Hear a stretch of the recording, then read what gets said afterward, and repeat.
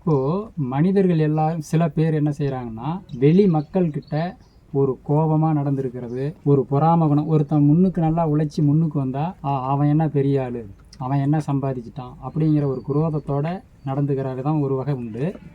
ஆனால் வெளி வாழ்க்கை ஒரு மாதிரி கோபப்பட்டு வாழ்கிறது, பொறாம குணத்தோட, கெட்ட எண்ணங்கள், கெட்ட செயல்கள், ஒரு போட்டி, பொறாமை, பொய், சூது, சூழ்ச்சி இதெல்லாம் வச்சுக்கிட்டு வாழக்கூடியவங்க இறைவன்கிட்ட வரும்போது நல்லா பயபக்தியாக நல்லா பணிவோடு வந்து பகவானை வேண்டுறாங்க.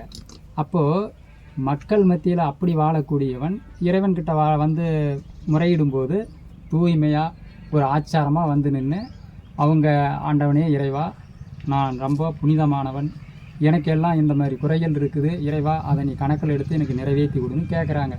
அப்போது இந்த கடவுள் அந்த மனிதன்கிட்ட நடந்துக்கக்கூடிய மனிதனுக்கு, அந்த மாதிரி நடக்கக்கூடியவனுக்கு இறைவன் அருள் கொடுப்பாரா, அவனுடைய பேச்சுகளை கவனத்தில் எடுத்துக்குவாரா, அது சரியா அப்படின்னு பார்த்தீங்கன்னா அந்த மாதிரி எடுத்துக்க மாட்டார். ஏன்னா தர்மம், மனிதனுக்கு வாழ்க்கையே தர்மத்தை தான் சொல்லியிருக்கிறாங்க. அதாவது தர்மத்தின் வாழ்வுதனை சூதுகவும் மீண்டும் தர்மமே வெல்லுன்னு இருக்கிறாங்க.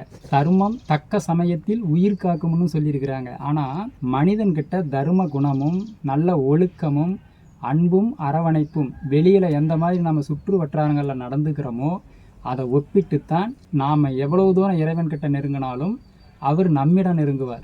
இது யாரும் மறக்க முடியாத ஒன்று.